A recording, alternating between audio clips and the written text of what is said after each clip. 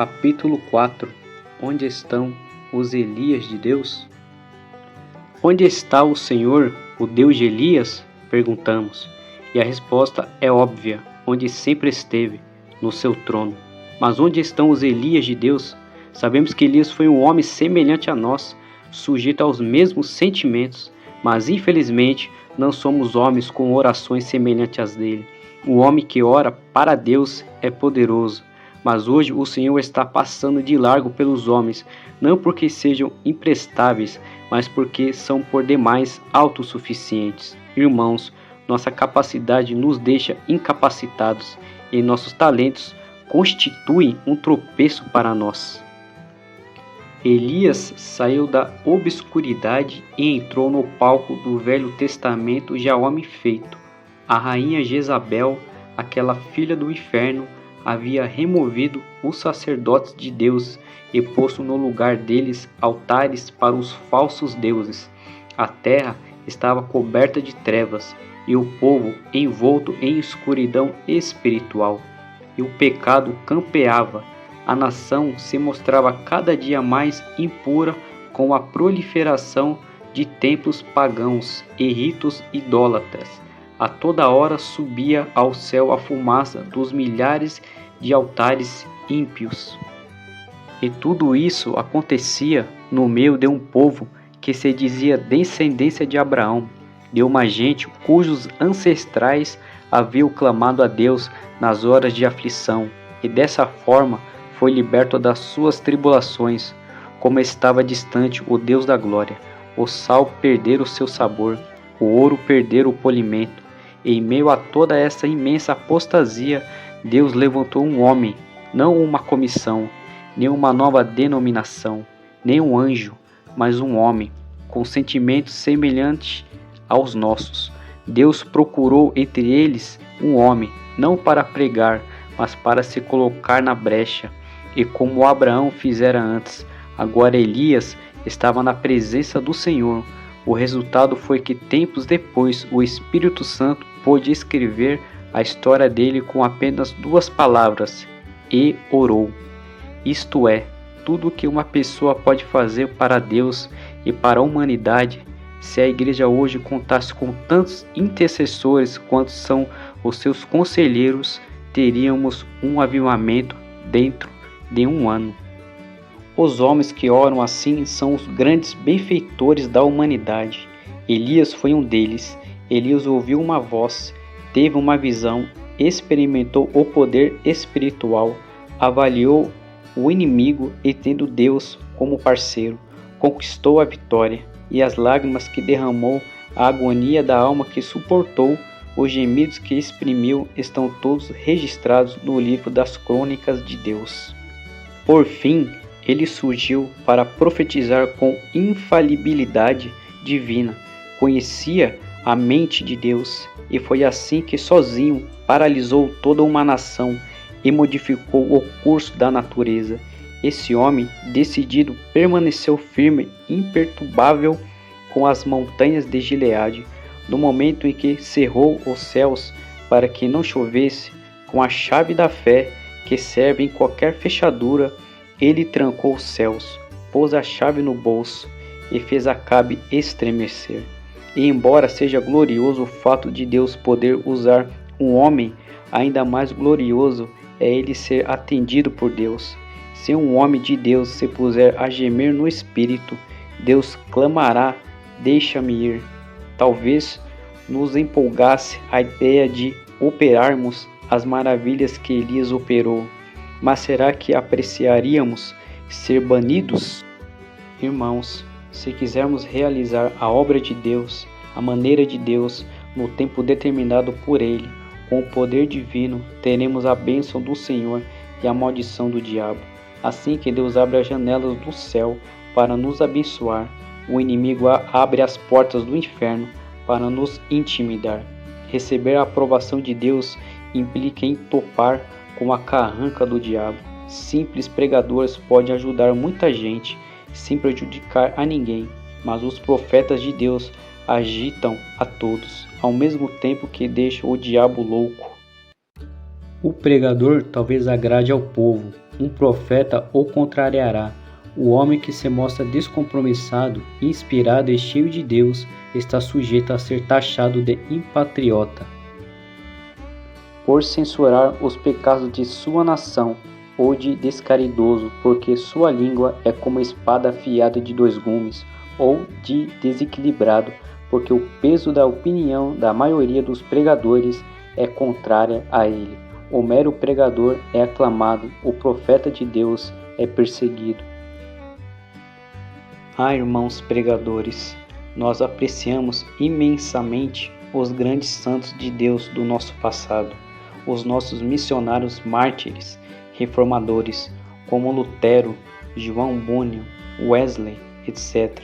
Nós escrevemos as biografias deles, reverenciamos seus feitos, compomos-lhes elogios e erguemos-lhes memoriais. Fazemos qualquer coisa, menos imitá-los.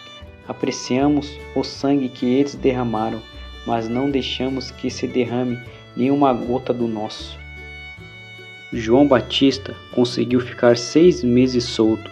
Em nossos dias, numa de nossas cidades, nem ele nem Elias teriam vivido 1 mês, teriam sido presos antes disso.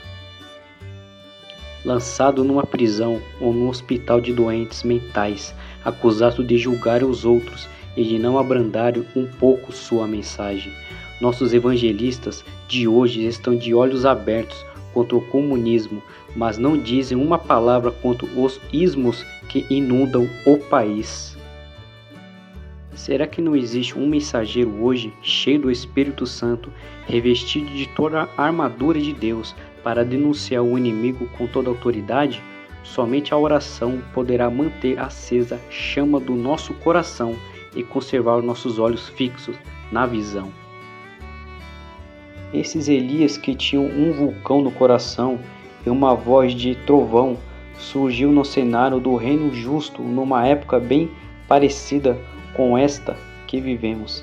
As dificuldades com esse se depara o evangelismo mundial são incontáveis, mas isso só serve para estimular os mais decididos.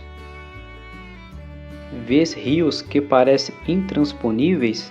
Vês montanhas nas quais não se podem abrir túneis? Deus se especializa em realizar o que julgamos impossível e pode realizar o que nenhum outro poder consegue. O preço é elevado. Deus não quer ser apenas nosso sócio, quer ser nosso proprietário. Elias viveu com Deus. Ele via o pecado da nação como Deus via. Entristecia-se por causa dele, de modo como Deus se entristecia. Repreendeu o pecado, de modo como Deus repreendia. Era fervoroso em suas orações e ardoroso em denunciar os males do povo. Sua pregação nada tinha de brandura, era repassada de fervor, e suas palavras abrasavam o coração das pessoas como um metal incandescente, lhes queimaria a pele. Mas o Senhor firma os passos do homem bom, e no seu caminho se compraz. Salmos 37, 23. E então Deus orientou Elias. Primeiro disse-lhe: esconde-te, depois vai e apresenta-te. Seria errado esconder-nos quando deveríamos estar repreendendo reis em nome do Senhor, assim como seria errado pregar quando o Espírito nos conclama a esperar no Senhor. Precisamos aprender a mesma lição que Davi: somente em Deus, ó minha alma, espera silenciosa. Salmos 62, 5. Qual de nós teria coragem de pedir a Deus para remover todas as suas muletas? Os caminhos de Deus não são os nossos caminhos. Os caminhos dele são inescrutáveis, mas ele os revela a nós pelo seu Espírito. O Senhor mandou que Elias fosse para Querite e depois para Serepta, para que se hospedasse num hotel de luxo? Não, ele ordenou a esse profeta de Deus, a esse pregoeiro da justiça, que ficasse no lar de uma viúva pobre.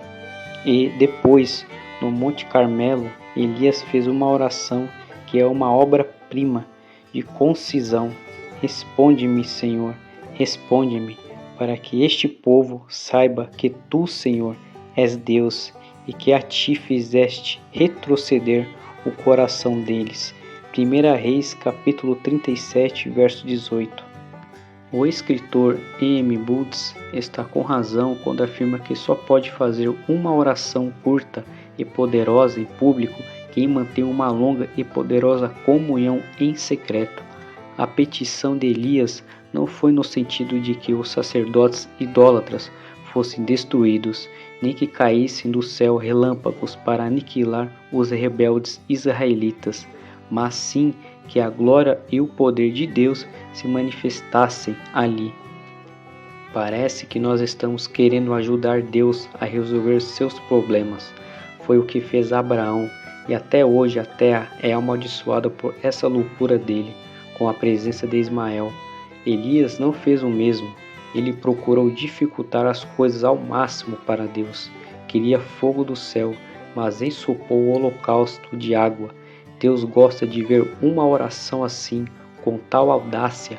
Pede-me, e eu te darei as nações por herança, e as extremidades da terra por tua possessão. Salmos 2:8. Ó meus irmãos pastores, nossas orações em grande parte não passam de conselhos que estamos tentando dar a Deus. Elas são caracterizadas pelo egoísmo, pois nossas petições são em nosso favor ou de nossas denominações. Que Deus corrija isso em nós. Nossa meta deve ser apenas Deus. É sua honra que está sendo conspurcada. É seu bendito Filho que está sendo ignorado. Suas leis que estão sendo transgredidas. Seu nome profanado. Seu livro esquecido. E sua casa está se tornando um círculo social. O momento em que Deus precisa exercitar mais paciência com seus filhos é quando estes estão orando. Ficamos dizendo para ele o que deve fazer e como fará. Além disso, julgamos outros e fazemos apreciações deles. Fazemos tudo menos a verdadeira oração, e não é na escola bíblica que iremos aprender essa arte. Qual é a escola bíblica que tem no seu currículo uma disciplina chamada oração? A lição mais importante que se pode aprender é a da oração que a Bíblia ensina, mas quem dá as aulas dela? Sejamos honestos e reconheçamos que muitos de nossos professores e diretores de escola bíblica não oram, não choram, não conhecem as dores de parto. Será que podem ensinar o que não sabem? Aquele que conseguisse levar os crentes a orar seria quem, abaixo de Deus, produziria o maior avivamento que o mundo já viu. Em Deus não há falhas, Ele é poderoso para fazer, conforme o seu poder que opera em nós. O problema de Deus hoje não é o comunismo, nem a Igreja Romana, nem o liberalismo, nem o modernismo, não. O grande problema dele hoje é o fundamentalismo morto. Você acabou de ouvir o 4º capítulo da série Por que Tarda o Pleno Avivamento. Peço que continue nos acompanhando. Não esqueça de se inscrever e deixar seu like e também compartilhar para que mais pessoas possam acompanhar o nosso trabalho. Fique na paz e até o próximo vídeo.